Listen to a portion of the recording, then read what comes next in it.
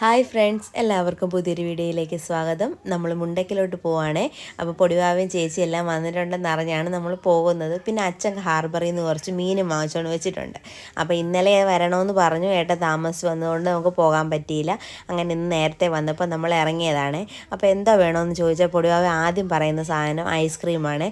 അപ്പോൾ നമ്മൾ അവിടെ സൂപ്പർ മാർക്കറ്റിൽ കയറി അവർക്ക് രണ്ടുപേർക്കും അല്ല എല്ലാവർക്കും ഉള്ള ഐസ്ക്രീമും വാങ്ങിച്ച് നമ്മൾ വീട്ടിലോട്ട് പോവുകയാണ്. അപ്പോൾ കുനാഫ ചോക്ലേറ്റും ഉണ്ടായിരുന്നു കേട്ടോ പിള്ളേർക്ക് കൊടുക്കാൻ.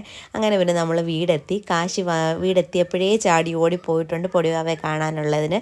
അങ്ങനെ അവിടെ ചെന്നപ്പോഴാണ് അറിയുന്നത് പൊടിവാവ ഉറക്കമാണ്, ലച്ചു അപ്പുറത്തെ വീട്ടിലെങ്ങാണ്ട് ഇരിക്കുവാണെന്ന് പറഞ്ഞു.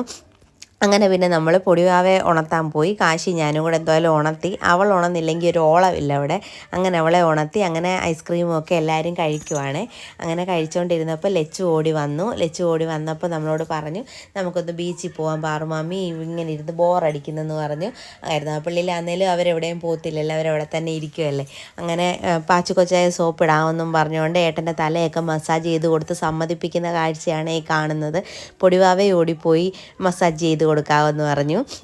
അത് കഴിഞ്ഞപ്പോഴത്തേക്ക് ഡോക്ടർ സെറ്റ് എടുത്ത് വെച്ച് കാശി പൊടിവാവയും കൂടെ അടിയായി. അങ്ങോട്ടും ഇങ്ങോട്ടും പരിശോധിക്കാൻ വേണ്ടി നിന്നിട്ട് അങ്ങനെ പോവാൻ റെഡിയാവാൻ പറഞ്ഞപ്പോൾ ഓടിപ്പോയി പൊടിവാവ. ഫ്രോക്കൊക്കെ ഇട്ട് സുന്ദരിയായിട്ട് ഇറങ്ങി വന്നിട്ടുണ്ട്. നമ്മൾ കന്യാകുമാരി പോയപ്പോൾ വാങ്ങിച്ചതാണ്. ഇതുവരെ അവൾ ഇട്ടിട്ടില്ലായിരുന്നു, ഇന്നാണ് ഇട്ടത്. ഇട്ട് കഴിഞ്ഞിട്ട് നല്ല ഷോ കാണിച്ച് നടന്നു വന്നതൊക്കെയാണ് നമ്മളിപ്പോൾ കണ്ടത്. അപ്പോൾ അമ്മ പറഞ്ഞു ഒരുപാട് താമസിക്കുന്നതിന് മുമ്പ് പോയിട്ട് വരാൻ പറഞ്ഞു. അങ്ങനെ ഞങ്ങൾ ഇറങ്ങിയിട്ടുണ്ടായിരുന്നു. അച്ഛൻ അമ്പലത്തിൽ നിന്ന് വന്നില്ലായിരുന്നേ. അങ്ങനെ പിന്നെ ചേച്ചിയും പിള്ളേരും കൂടെ വണ്ടിയിൽ പോയി, ഞങ്ങൾ അടുത്ത വണ്ടിയിൽ പോയി. കാറിൽ വന്നായിരുന്നെങ്കിൽ ഒരുമിച്ച് പോകാമായിരുന്നു, അതായിരുന്നു രസം. അങ്ങനെ രണ്ട് വണ്ടിയിലായിട്ട് എപ്പോൾ പോയാലും കാശി പറയും അവരെ തോൽപ്പിക്കണം, അവരുടെ മുന്നിൽ പോകണമെന്നും പറഞ്ഞ് എപ്പോഴും അങ്ങനെ പറഞ്ഞാണ് പോകുന്നത്. ഏട്ടൻ എപ്പോഴും സമ്മതിക്കത്തില്ല, അവർ കൊച്ചുങ്ങളായിട്ട് വരുന്നതല്ലേ, പതുക്കെ പോയാൽ മതി എന്ന് പറയും. അപ്പോൾ പിന്നെ കാശി കരച്ചിലാവും.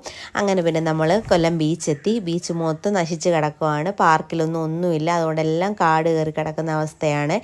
ആളൊന്നും ഇല്ലായിരുന്നു ഞങ്ങൾ നേരത്തെ വരുമ്പോഴൊക്കെ. ഇന്ന് വെള്ളിയാഴ്ച ആയതുകൊണ്ടായിരിക്കും കുറച്ച് ആൾക്കാരൊക്കെ ഇന്നുണ്ടായിരുന്നു.